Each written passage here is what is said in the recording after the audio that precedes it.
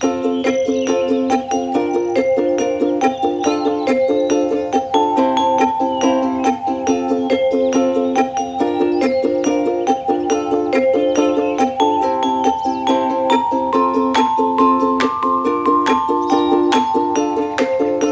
thank you, everybody, for joining me today for Morning Coffee with Ivan Sutton. That's me. It's funny, Catherine, I was just about to say thank you, everybody, for joining Tech Talk, but it's not Tech Talk. So, okay. So listen, folks, thank you so much. Today, we're going to chat about cool tools. Last week, we started off where we went through a number of cool tools. And this week, I think these tools are cooler, if that's even possible. So we're going to jump right into the first one, which is called PartnerStack. If anybody ever heard of PartnerStack? All right, fantastic. Let me go ahead and share screen. So glad it's not just me. Thank you. I know, but I caught myself first, Catherine. All right. Before using PartnerStack, most of the partner and affiliate programs that we worked with were very manual, right? Payouts would be happenstance. It would be a random Stripe payment here or an email coming through PayPal there. You couldn't really tell if it was spam. The fantastic thing about PartnerStack is it keeps all of our partner and affiliate programs that are affiliated with them in one place. Payouts are super easy. It goes right through Stripe, all in one place, same time every month. It's really simplified our process and simplified our workflow versus spreadsheet hell. So we were introduced to PartnerStack. So basically, for those that have affiliate accounts with different partners out there, this is really a cool one because if you have affiliate structures, the way that pays out, and sometimes the affiliate payouts are very small. This actually gets everything to be paid out one time a month, every month. It also has a number of other features which I have not a lot of information or understanding of, but as far as having affiliate accounts, which I do, this is an amazing platform for your affiliate payouts and just to keep things really organized. Especially, sometimes you get a small payout, and if the platforms that you use charge you a fee for transferring, then that can get it doesn't make any sense, but to get everything in one time, that's really super cool. Okay, the next one I have is Loopio. And by the way, Chris had. Oh, go ahead, Chris. Just a quick question: is it designed for the principal or the affiliates, where they're trying to organize whatever affiliations they may have? Yeah, so it's set up for you as the affiliates, so that it helps you to structure and organize your not just affiliate contacts, by the way, and affiliate relationships. It's for all relationships with anybody that you're partnered with. But really, I think the power for small folks like us is when we have our affiliate structures, different affiliate groups, because some people will go through affiliate marketplaces and others will have one here and one there as they go to people's websites. So this is a really great platform for that.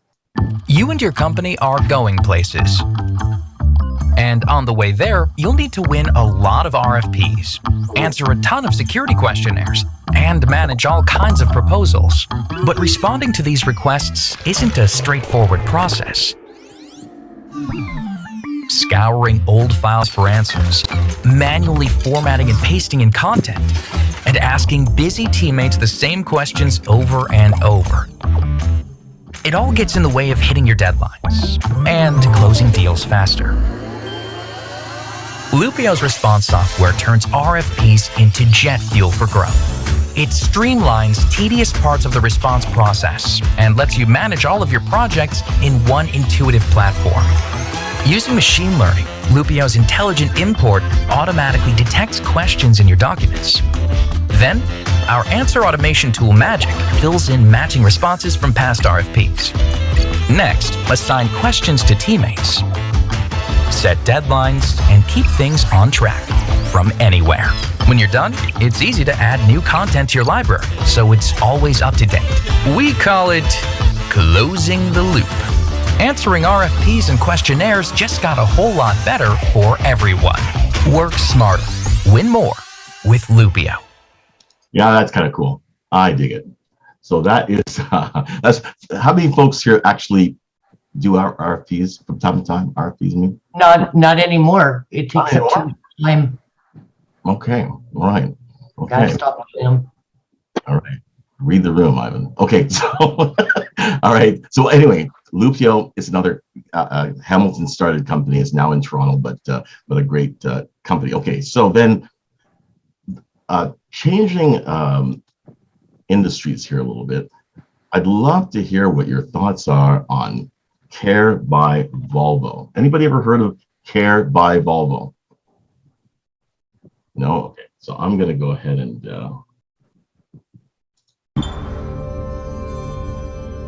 With Care by Volvo, having access to a new Volvo car becomes as quick, easy, and hassle-free as signing up for a streaming service for your favorite music or TV shows. With the new XC40, Volvo is not just launching its first ever small premium SUV. It also reimagines the traditional way of having a car with the new Care by Volvo premium subscription model. Time is luxury for our customers, so we develop Care by Volvo so that they can enjoy their life and their car, and we take care of the rest. Many people subscribe to different kind of services today, so we asked ourselves, what about cars? Care by Volvo is a premium offer that you access via online subscription at a flat rate, and it includes many services like insurance, taxes, service and repair, and much more. This easy access to a car is the privilege of very few people today. We want to extend that privilege to all our customers. But Care by Volvo is more than just a subscription service to a car. Over time, customers will get access to a range of digital concierge services, such as valet pickup and drop-off when your car needs service, and even fuel and wash on demand where available. Through the included Volvo On-Call data service, it also makes available digital features such as in-car delivery. During your subscription period, you can also get access to another Volvo model for a predefined period of time, because we know that our customers have different needs throughout the year. So if you need a large car for a weekend in the outdoors, we help you out. Care by Volvo changes the game. It introduces a much simpler way to access premium vehicles. With this offering, we focus on access rather than ownership. So you get the general idea, right? What are your thoughts? I'm thinking more along the line for vehicle leases for companies. Imagine that you can lease a vehicle and not worry about anything. One payment covers your maintenance, it covers your insurance, it covers everything. Catherine, what do you think? You're gonna get I think it'd be great because that's what we're actually looking at is leasing the next one because we'd like to go to EV. And not worrying about all the other stuff. But then again, is it going to be competitive? Like, look how hard we work to be competitive in our insurances and gas, especially with the price of gas now. Yeah, I know. Chris. Two things. I noticed they only mentioned their EV cars. Of course, Volvo is going to be all electric by 2025 or something, 2030 or something. Yeah. But the other question is that, like, how I can't figure how they could cover things like insurance, because I mean that's all over the map. Unless they must have a fixed package, I'm assuming. Yeah, it sounds like, from what I've read, it sounds like the insurance is actually going to be through Volvo itself. So self-insured to underwrite it, which I think could be a little risky for those that already understand insurance, which I don't. But yeah, I mean, I think it's kind of cool that let's say the payment was, I don't know, $1,200 a month. But with that $1,200 a month, you get all of these services, including being able to say, hey, listen, you know what? I have a delivery. So I'm leaving my dry cleaning in the back of the car. Can you just pick up the dry cleaning, get it clean, and put it back in before I head home tonight? That might be nice, right? I mean, because traveling to the dry cleaners is just such a chore. But I think these services that are being rolled out for vehicles, I think it's the future. And by the way, this is not the only subscription model. There's a new car company coming in that is electric, and you pay for the vehicle, let's say $30,000, and then you lease the batteries. So that when it comes time for those batteries, if they drop below 70% charge capacity, they replace it for you for free. Oh, well, it's included in that payment structure. So there's all kinds of, Catherine and I were talking about it as well, that these new sexy dashboards with all these crazy electronic interfaces there. Now, things that you get bundled in your car right now that's included are going to be on subscriptions, in the future. So you'll be paying to get, Google CarPlay or whatever it is. There's subscriptions for these things that are coming. So, so the future of vehicles is changing. Go ahead, Thomas. And that's just it. We mentioned it, how it's changing. Everyone wants the monthly recurring revenue, right? And no one wants any ownership of anything. So the question then becomes, what are you going to own during this, right? Because okay, you pay for a subscription. So car manufacturers are no longer going to be manufacturers, they're going to be suppliers at that point. Even the final product will only be a supply because you're going to rent it and you switch out. So one day you'll need the S60, the next day you'll need the S30, the next day you'll need the XV90. So you'll be going to the dealership and changing it like you change your clothes. You want to accessorize. That's essentially what they're doing. And then they throw in the concierge services just so you can have something to always go back to. Look at BMW. You're now going to be paying $8 or $12 a month to get heated seats. Oh, they just introduced that recently. Like, you're going to be paying for some of these features. So yeah, but BMW is, you buy the car, but then you have to pay on top of it every month if you want certain features. Well, I'm sorry, if I buy the car, I want the car. That's the whole point of car. The whole car. If you're trying to screw me over, then you can, I know this is recorded, maybe edit it out, but they can kiss my ass. If that's the case. But if you're going to go a pure subscription model where you rent out per month and then you can do what you want and have your way with me in the car service, then I'm at your mercy. But I better be access to the full fleet. Like, if a company like, say for example, a company like, Stellantis is going to do this, right? Where you can go from anywhere to the, entry level. I better have access to the Maseratis and the Alphas too, or the Maseratis and the Ferraris at that point. Because if I'm going to be paying $1,200, $1,300 subscription, and on one day I'm feeling fresh and I want to, I got a nice suit, got a new haircut, and I want to look the part, I'm going to walk in and I'm going to grab a Ferrari and I'm going to want to have access to it. And it better be heated seats, heated wheels, MP3, like all that. I better get all the bells and whistles. That's where you make a mistake, Thomas. You don't have to walk in. You pull it up on your phone and then they'll come and deliver it to you. Hey, if they're going to deliver me the Ferrari, they better be delivering me a Ferrari, not a Fiero disguised as a Ferrari, though. That's the only thing that's going to be the case, okay? They better not have one of those body kits that turned a Fiero into a Ferrari. Well, to me, it's $50,000 for the car, but it's $150 a month for the start button, right?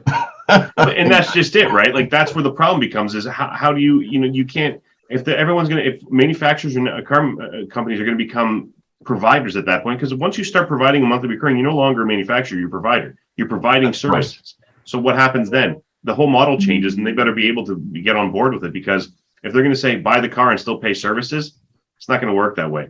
And back to Chris's point, where they're doing it on the EVs because they want to push the EV platform. They're not going to offer these on the combustion engine models. It's only on EV. If you want to be fancy with your subscription base, you got to plug in. They won't be, because the connectivity that's there isn't there on the combustion engines anyways. The connectivity has increased so much on the EVs where they can turn services on and off. Hell, you don't bring the car back, you can turn the car right off, and then you're just going to get that stick, right? So it reduces theft. And then back to the insurance part, I would imagine that yes, you can get the insurance directly from the manufacturer, but they'll have partners in the necessary places in order to provide the accurate. So like, they'll partner with State Farms probably globally, and then they have access to everybody across the board, or Allstate, or some global, or at least, far-reaching providers that can give them what they need. So yeah, very cool. Very cool. Okay. All right. So the next one is called If So. So, and this is a plugin for your website. Okay. So we're going to take a look at that one second. Let me just pull this up here. What if we told you that you can increase your web page and landing page conversion rates dramatically? Imagine if you could tailor the landing page title to match the user's search term, present different calls to action according to the user's previous interactions with the site, load images that match the visitor's gender, or basically add or replace anything else that makes sense to you. Setting up alternative content changes takes less than a minute. No coding required, and the results are immediate and visible in real time. If so, the WordPress plugin that makes all the difference. Okay, I love the drums. So what does this actually mean? Well, if so is kind of cool, right? If you happen to be a company that can do business in different locations, or if you understand the demographics of who's coming to your website, etc. So I've actually had this on my website now for years, since 2018. But one of the things that I've done is, because we have clients here and we have clients in the United States, we decided that we're going to have a different landing page for everybody that comes to our website, right? So not everybody, but everybody, depending on the locations, and if those locations are where we already have clients, have customers. So let's say, for instance, city. Let's go ahead and take a look at the view here. So we have where we've broken it out that if you are from, I believe that this might be, actually, let me just go back real fast and I'll tell you exactly the cities. Cities that we have are, so this is Montreal. So this is Montreal, of course, Calgary, and of course, Houston, Texas, Austin. This is Santa Monica, California, and of course, beautiful Hamilton. So if you happen to be in Santa Monica, California, and you went to myagency.ca, then this is the header image that you're going to see, right? If you're in Houston, Texas, this is the header you're going to see. So when you see that header, right, you realize that we can service you because there's a header there. You feel much more connected with the website. You can also, if you wanted to, your header, depending on whether you have broken out, who comes to your site, you can have it set for, if a woman comes to your site, this is the image they're going to see, or if a male, or any number of things that you can determine here. And it's kind of a neat little plugin. So one of the things that I would do is I would structure it so that you have a campaign that you're putting out, that you're promoting. Then you can actually tailor what they see when they land on the site based on what your goals are for the campaign. So that is if so. That's a cool. Is that a paid plugin? Yeah. So the free version allows you to do some basic things like the image header, etc. But when you have the paid version, you get all the analytics. So that if so itself helps to identify who's coming to your site, genders, locations, everything else, and it gets pretty granular. So you can actually just play with the free version to customize quite a bit, but the paid version is really, really awesome. Thank you. All right, the next one is Microsoft 365. Now this is because Catherine. So Catherine, take it away. Oh, it was the Outlook. Yeah. I don't know about anybody else, and people who are part of a franchise or a larger company will always have a CRM that they have to learn, right, and utilize. But I've never not come from that culture. And Microsoft Outlook used to have this manager, and it was great. It was just the basic information, okay? And then it was like, okay, it works for me. Now they're going to sell it. And they got rid of it and put it into their Dynamic 365, which was $65 a user per month, right? And I went, I don't need that stuff. I don't need the pipelines and all that craziness, right? So I said to Ivan, all I use is Outlook. He says, but they got rid of it. And I went, I know, but it works out really, really well. So if I find an email I'm just looking here and I will put it up together with you here. Oh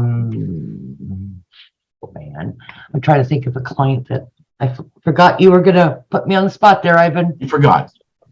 Yeah, I am. I'm bad. It's not just men. Yeah, well, I had a great weekend. I was doing a lot of stuff this weekend. What can I say? So I'm gonna get a new client. Share screen, please. Oh, you can't? I'm not a host today. Thank you. You're welcome. And I don't need the sound, so we're okay. All right. So you're seeing my Outlook, are you guys? All right. So I'm going to add in a new contact, right? All right, there we go. And so I'm just going to pick somebody from my list here. Okay, so it's me too. And then anytime that me too calls me, okay, you're seeing the new contact. So it's today's date. So it's 2022 0822 email inquiry. And spelling doesn't count. Okay. And then I can move. Oh, look, she sent me an email, right? So I am going to take that email and attach it. Yeah. Of course, because I'm on TV here, it won't do it for me. There you go. And I attach it. So I've got it. And then every time I talk to her, I just put in a new and any information that I need. So for you folks that, yes, some people have very complicated and long pipelines and stuff like that. I completely get it. But if you're not keeping track, right, you're going to find yourself in trouble. You're going to go, shoot, I knew they had 2 kids. And what are their names? Or was that a dog that they talked about, or a cat? Or does Michael have a motorboat or a sailboat, right? You can put that stuff in and you will have it. It is that simple. So it replaces the need for CRM. So it's a CRM. Yeah. And if I go, oh, okay, well, I just sent off a quote to me too, and I've got to follow up with her on Friday. I just hit a new appointment. It pops up. I fill in the details, puts it on my calendar, and I get a reminder within X amount, whatever I'm set at, 1 day or 1 hour, that I've got to call her and follow up on that. If I book services with clients, I just put them up for 2.5 years, because you can just put in the date. You don't have to go through the calendar, and it sets a reminder for me to call my client. So Catherine, does it also automatically pull in the emails from that specific customer into the? No, the old one used to. Yeah. Okay. So you have, what all I do is I just drop them in there, and then I can see them and keep them with the date area kind of thing. Okay. So yeah, that was the one advantage of the manager that was in Outlook. It was pretty cool. But Awesome. Okay. Yeah. Well, that's very, very interesting. Go ahead, Chris. Just curious, does it do, can you build campaigns in it? Like the CRM that I use, we have campaigns that I can put people on that automatically drip on them with information and all that kind of wonderful stuff. I'm not sure how far ahead, but you can't, it does have an option. So if I'm feeling really creative at 11 o'clock at night, I don't want you to know I'm mailing you at 11 o'clock tonight, right? So I have the option that it can go out at 5:30 or 6 o'clock to make you think I'm an eager beaver. And so I do have the options of when to send them. So I would. But that's scheduling. But the point is that like the one that I use actually has a campaign built in with pre-programmed progressive series of emails. I use Constant Contact for that. And they do talk. The big thing about picking a provider for my marketing campaigns and newsletters and stuff was that they talk. Right. So Outlook talks. And then with my website that didn't talk to Constant Contact, I got Teresa to put a contact form from Constant Contact on my website so that I don't have to pay for anything other than my rosters, which I have to figure out. That's the only thing I've got to do is I still use paper in my classes, unfortunately. So, yeah.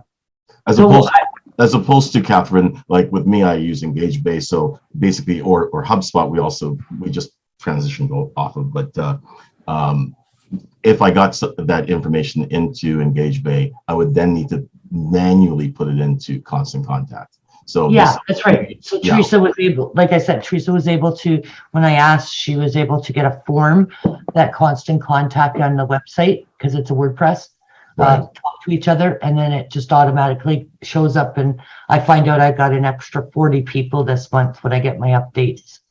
Wonderful. Yeah. All right, Dave. I'm just gonna say, I know I've heard of HubSpot. I'm not sure what that other one is, but I use Salesforce, and it's just a basic version. I think it's like $25 a month or something like that. It automatically pulls all my emails in there. I can create tasks, events, appointments, follow up, all of that stuff, and it's all in one spot. And I can upload all my any client documents into there. So if I'm looking for a file, one account you have on Salesforce. What's that? Is it a company? Is it a company or just you? No, just mine. For $25 a month. That's amazing. Okay. The basic one's $25 a month, and it does everything that I need. So it's like, I think it was like $300 a year or whatever that was. So you have to pay for the whole year all at once, but I can keep all of my things there. The only problem, it's not an actual app. It's a through the internet, like through a web page. So you have to be logged in, but it'll give you reminders whenever you need to call. Same as I would imagine any other CRM, but I find it a hell of a lot easier because I used to use Outlook for stuff too. And to go back and try to figure out when I had the last appointment with that person, good luck. I can't. It's too much of a pain. Where as in Salesforce, I can just scroll down and it's all there. Catherine, I see a tech talk coming.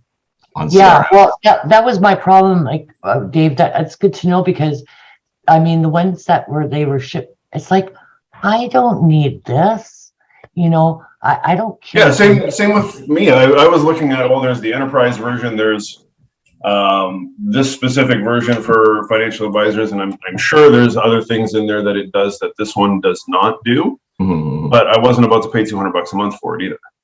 And the company I work for doesn't provide you with a CRM yet. So I figured, well, we're going to go with Salesforce. We'll get that basic package and off we go. And it's been phenomenal. Great. And what was the learning curve like, Dave? There wasn't one.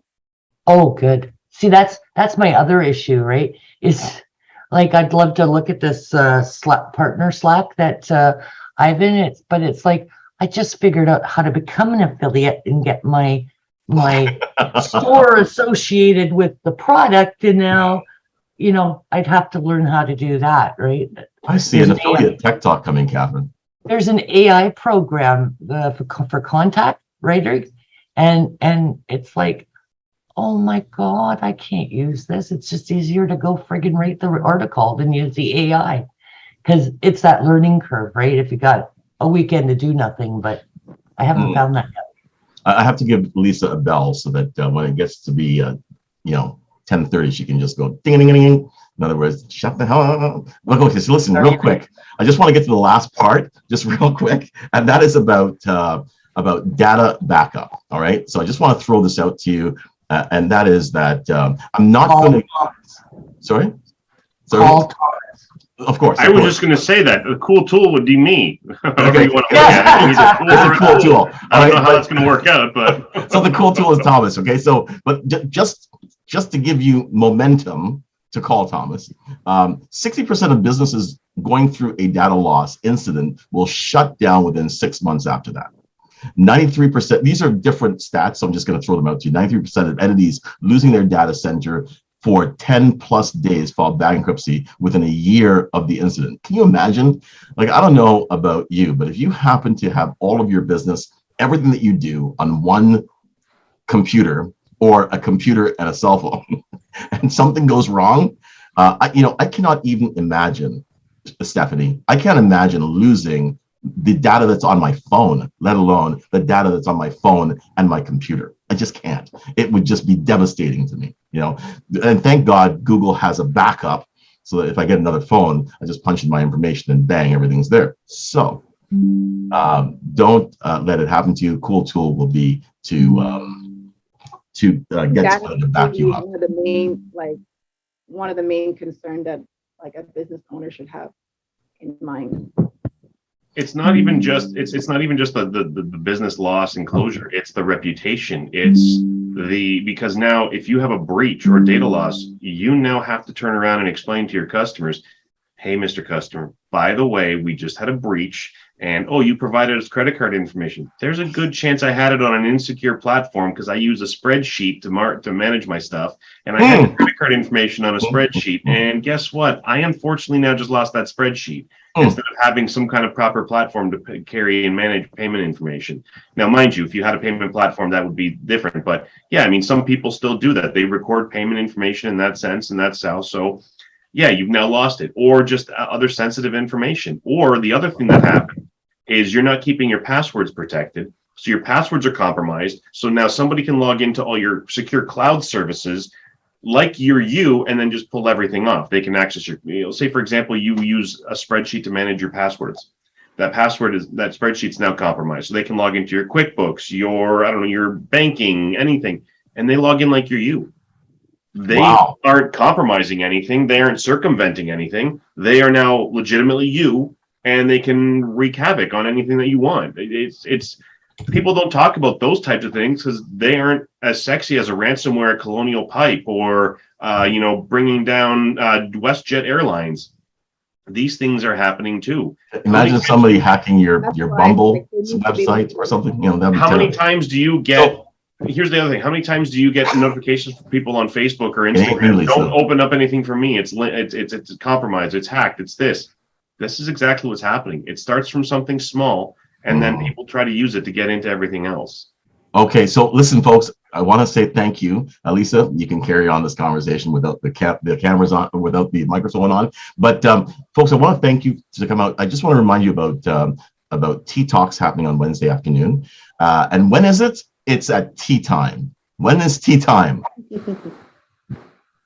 Sheila, when's tea time? 3:30. 3:30 p.m. Eastern. All right. For all the Brits in the room, tea time. All right. That's at 3:30 in the afternoon. Join Sheila on Zoom. The information's in the Go Zone. And then, of course, we have Tech Talk on Thursday morning. And then, of course, we have the Calgary Live virtual networking event. Do not miss it. It's on the 24th at 7:30 Canadian time, Toronto time, and then 5:30 Calgary time. It's like a foreign country. All right. Thank you so much, everybody.